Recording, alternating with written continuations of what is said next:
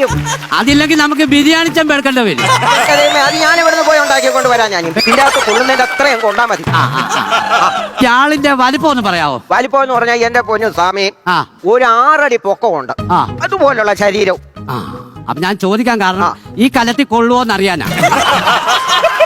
എന്താ ചെയ്യും? അതില്ലെങ്കിൽ നമുക്ക് ബിരിയാണി ചെമ്പ് എടുക്കേണ്ടി വരും. അത് ഞാൻ ഇവിടുന്ന് പോയി ഉണ്ടാക്കിക്കൊണ്ട് വരാൻ. ഞാൻ എന്താ ചെയ്യണം? എന്തോ ചെയ്യണമെന്ന് ചോദിച്ചു കഴിഞ്ഞാൽ ഇവനെ പിടിച്ച് എങ്ങനെയാലും കലത്തിലാക്കണം. ഇതിനകത്ത് കൊള്ളിക്കാനോ? ഇതിന്റെ അകത്ത് കൊള്ളിച്ചാല് മതി. ഇതിന്റെ അകത്ത് കൊള്ളുന്നതിന്റെ അത്രയും കൊണ്ടാ മതി. അത് ഞാനാ പറഞ്ഞത്. അപ്പൊ പൂ എന്തിയാ കൈ തന്നത്? പൂ വേണ്ട. തീർന്നു. അത് കൈ പിടിച്ചോ, കൈ പിടിക്കേ.